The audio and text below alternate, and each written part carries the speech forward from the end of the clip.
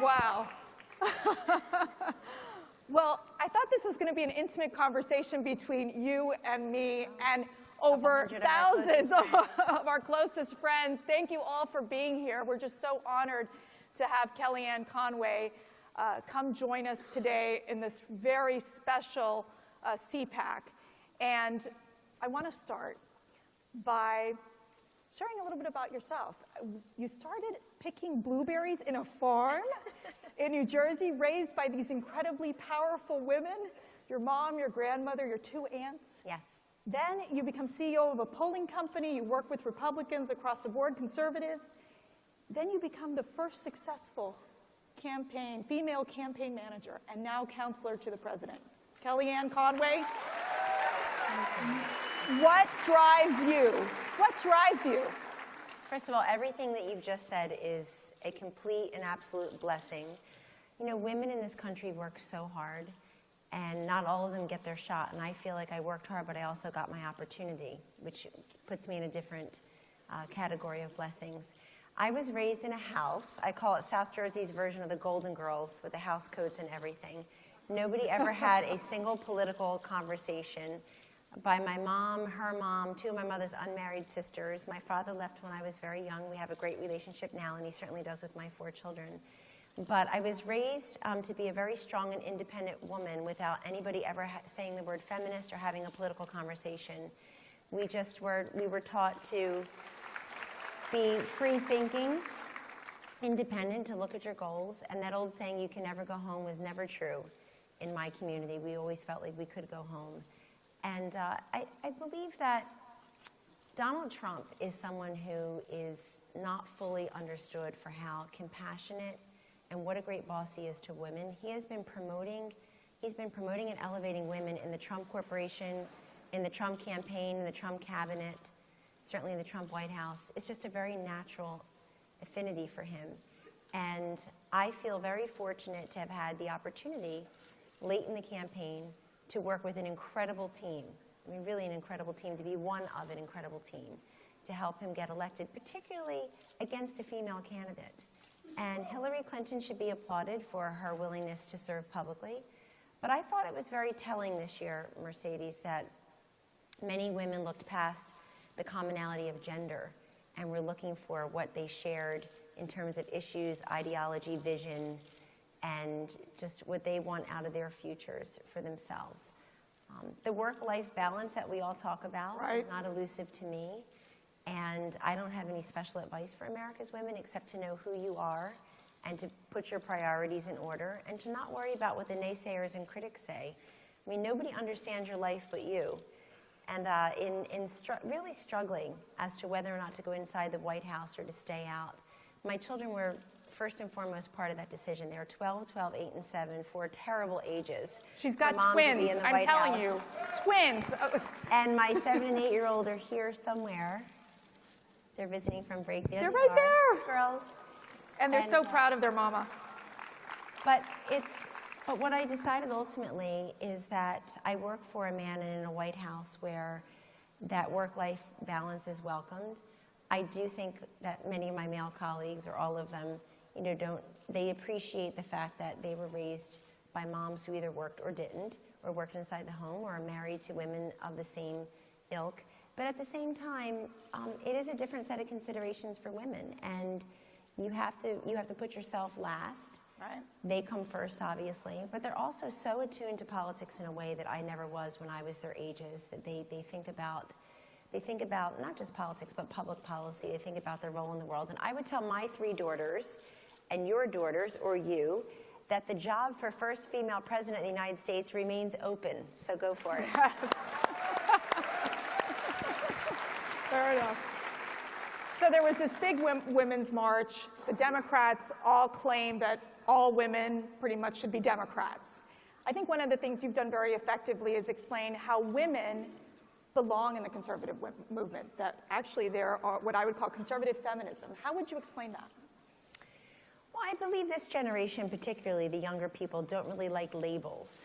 And we're not necessarily joiners or liking to label ourselves. And that's great in its own right. So I don't know about calling yourself a feminist. I also, for me, it's difficult for me to call myself a feminist in the classic sense because it seems to be very anti-male, and it certainly is very pro-abortion in this context. And I'm neither anti-male or pro-abortion. So there's an individual feminism, if you will, that you make your own choices. Mercedes, I look at myself as a product of my choices, not a victim of my circumstances. And that's really, to me, what conservative feminism, if you will, is all about. My mother didn't feel sorry for herself. She was left with no child support, no alimony at a very young age, with a child to raise, a high school education, and she just figured it out. She didn't complain. She didn't rely upon government. She relied upon her own skill set, her own self-confidence, her own drive and moxie, and her own duty to me and her, and she relied upon her family and her faith. And I believe those are timeless lessons and timeless opportunities for all women in similar circumstances and situations. And I would just say, I mean, one thing that's been a little bit disappointing and revealing is that I hope will get better is, it turns out there are a lot of women who just have a problem with women in power. You know, this whole sisterhood, this whole let's go march for women's rights, and, you know, just constantly talking about what women look like or what they wear, or making fun of their choices, or presuming that they're not as powerful as the men around.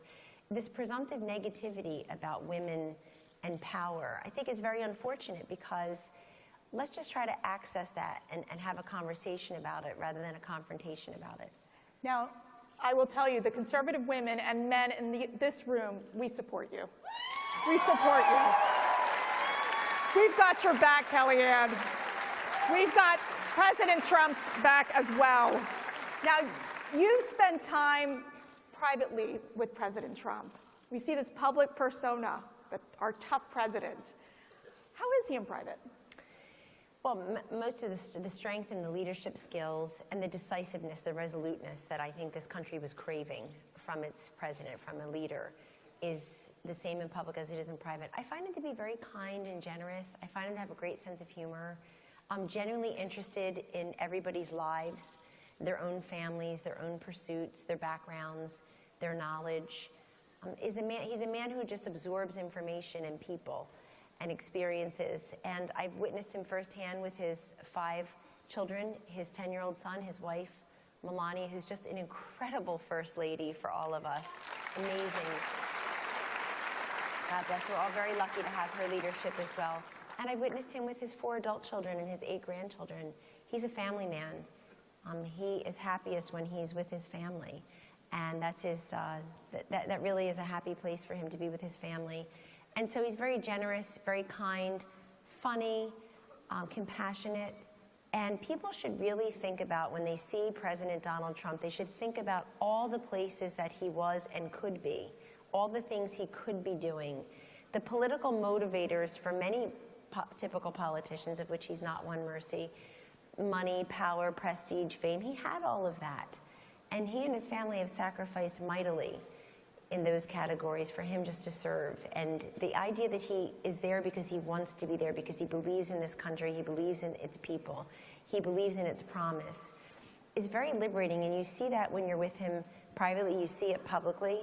But I find him to be incredibly gracious, energetic. I mean, the greatest compliment you can get from Donald Trump is not, hey, that's brilliant, or that was really smart, or great job. It's, you're really high energy. You know? At the campaign, I would tell the young staffers, if you see him coming around the corner, just start doing jumping jacks, because so you're saying high energy. So you're saying if they say low energy blank, that's a bad thing? It's right? a bad thing. Okay, got it. We'll just keep out the name. But he works harder than anyone, and he's smarter and works harder than any of us. And that's very uplifting. You really want to up your game when you're around him and do your best for him. And that goes for so many. If you look at the folks in the White House, and I know you and your husband served in the White House, met in the White House. It was very romantic. Yes, it was very romantic. I remember you being pregnant with Viana, who I just saw and who's going to high school. But if many people who work in the White House, you know, so many were staring at gold mines, have given up their own businesses, their own lives, their privacy, because you want to serve this president in this country at this time, which is very fraught, but it's also very promising. You know, I try to look at it through the positive side of the ledger. So much is negative these days, and so much is automatic. What can I find wrong in this? And a bunch of troublemakers. frankly. I just think if we looked at it more positively and look at all the promise and the opportunity we have for this country, people feel really optimistic many places where we go. So let me ask you, how do you believe President Trump has impacted the conservative movement? Well, I think by tomorrow this will be CPAC when he's here, no doubt.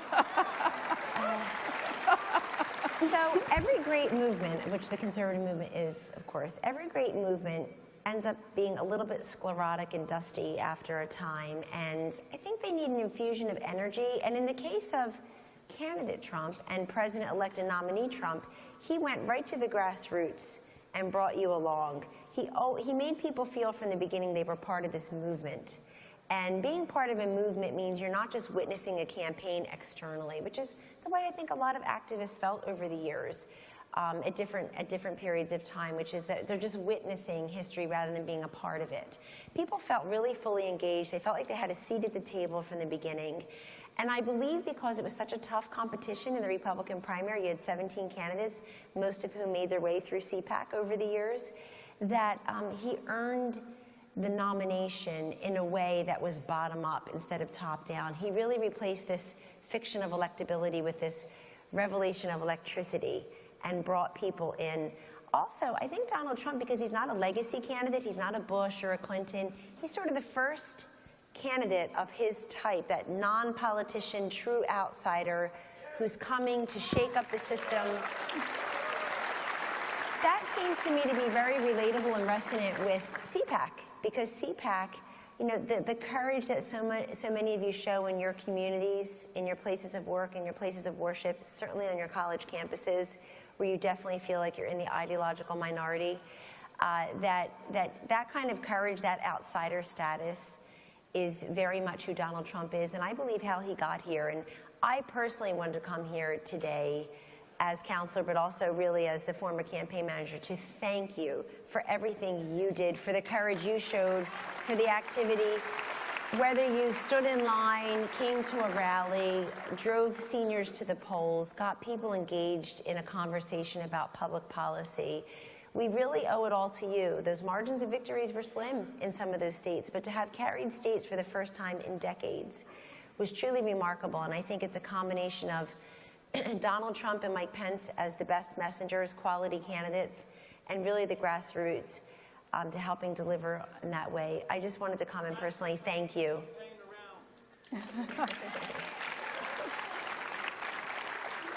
You mentioned about the college students. There's so many college students here in this audience.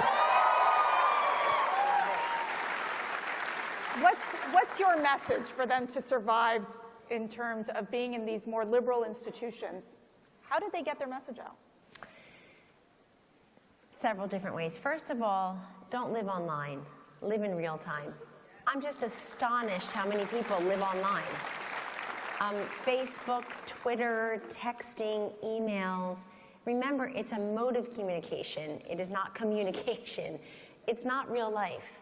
So step aside, make sure people see something other than the top of your head, and live in real time, in the real world. Have a conversation with people, engage other folks. There are so many people who are out there who agree with you or don't realize that they agree with you or want to learn more about repealing and replacing Obamacare or tax relief or what it means to have school choice in charter schools, et cetera.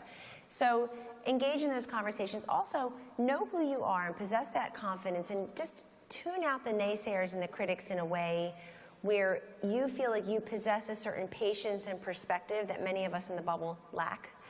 And recognize also that 4 years, 8 years is a long time. It's much longer than the first 4 weeks. So keep that perspective. Join different clubs, start different clubs that don't exist. Go ahead and be bold, write letters to the editor, become a blogger, make your voices known, and be willing to hear the word no more than you say it. You will be rejected. Somebody else will get the job you wanted, or someone else will be the president of the club that you felt you deserved to be. But don't say the word no. Opportunity does not always knock twice. You have to make some of your own opportunities, and you have to go and grab those. And also, because I see a lot of old-timers like me in the audience too, so I don't want to give them short shrift. Thank you for sticking with the conservative movement. Thank you for believing in a set of ideas and principles that are timeless beyond politics, beyond any one political candidate or party, which is far less important, frankly, than the ideas that you bring to bear. Converse with each other, help each other out. I learned so much from our younger staffers, a great deal. Technology is their native tongue. They have these great experiences and great perspectives, and they learn from us. So go ahead and mentor folks and do that exchange of information and ideas. Be willing to have a lunch or a coffee with someone. Don't be too busy for other people is really what I would say. Don't be too busy for each other, because that is something also today that I find to be incredibly unfortunate. Wise words from the counselor to the president, Kellyanne Conway. We are so honored that she is with us again here at CPAC, a regular visitor here. One piece of advice. Absolutely. I have one last piece of advice for women, just because I want to tell a story that everybody always begs me to tell. I've been telling it for a long time. Some of you may have heard it before. I often in my career literally didn't know how to express my value and ask for what I thought I deserved and I had earned. And so this is a long time ago story that still is enduring to this moment. And I remind myself of it almost every day. I was young in my career. My company was a year old. I was a CNN paid political analyst at the time, and somebody called from a speaking agency and said, hey, we have a request from this financial institution for you and Mark Mellman, Democratic pollster, obviously a man, to come and speak to us on September 28th about the elections. And I said, okay. And the man said, it's September 28th, you can each speak for 20 minutes, and we'll take 20 minutes Q&A. Preview what you think will happen in the election and talk to us a little bit about public policy. I said, oh, that sounds great. It'll be at the Mayflower Hotel, which I could see out my office window. I literally was a block and a half from there. And they said, what is your speaking fee? And I froze. I completely froze. Because for me, even with my law degree at the time, for me, free speech was not the First Amendment. It was, let's go call Kellyanne. She'll come. She'll talk for free. And I froze because I knew no matter what I said in return to the question of what is your speaking fee, what are you worth, what is your value to do this? No matter what I said, I was going to undercut myself. I was going to be that self-denying girl who grew up in that house of all women, a giver, not a taker. And so I froze and I thought, oh my God, what am I going to say? It's not his fault if I undercut my value. So having no idea how to assess my value for that particular speech, I took a line out of When Harry Met Sally, and I said, I'll have what he's having.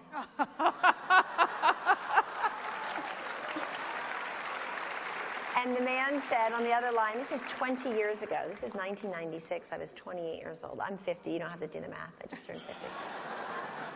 50 is like the new 49 and nothing better, let me tell you.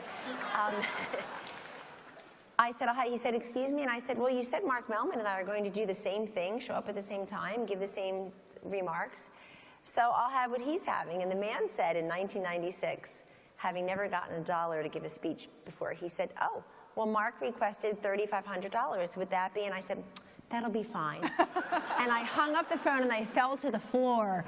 I was so excited. So when in doubt, just say, I'll have what he's having. And indeed you'll get it. Thank you. Thank you.